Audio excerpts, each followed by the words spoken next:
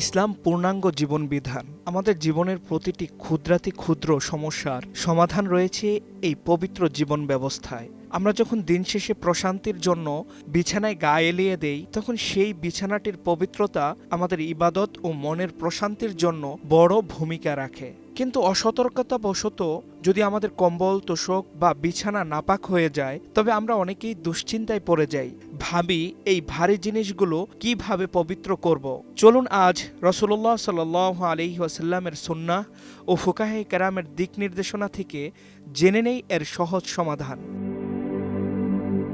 ফুকাহে কেরাম বলেন, বীর্য নাপাক। বীর্য শুকনো হলে খুঁটিয়ে তুলে ফেলা ও ভেজা হলে কাপড়টি ধৌত করার কথা হাদিসে এসেছে। হযরত আমর বিন মাইমুন রহমতুল্লাহি আলাই সুলাইমান বিন ইয়াসার রাদিয়াল্লাহু তাআলা আনহুকে বীর্য লাগা কাপড়ের ব্যাপারে জিজ্ঞাসা করলে তিনি বলেন, আয়েশা রাদিয়াল্লাহু তাআলা আনহা বলেছেন, আমি রাসূল সাল্লাল্লাহু আলাইহি ওয়াসাল্লামের কাপড় থেকে তা ধুয়ে ফেলতাম। তারপর তিনি নামাজের জন্য বের হতেন, এমত অবস্থায় যে কাপড়ে পানির ছাপ লেগে থাকত। আরেক হাদিসে আম্মার বিন ইয়াসার রাদিয়াল্লাহু তাআলা আনহু থেকে বর্ণিত, রাসূল সাল্লাল্লাহু আলাইহি ওয়াসাল্লাম বলেন, নিশ্চয়ই 5টি কারণে কাপড় ধৌত করতে হয়। 1. পায়খানা, 2. প্রস্রাব, 3. বমি, 4. রক্ত, 5. বীর্য। হযরত ওমর ইবনুল খাত্তাব রাদিয়াল্লাহু তাআলা আনহু বলেন, বীর্য ভেজা থাকলে তা ধুয়ে ফেলো, আর শুকিয়ে গেলে তা খুঁটিয়ে তুলে ফেলো।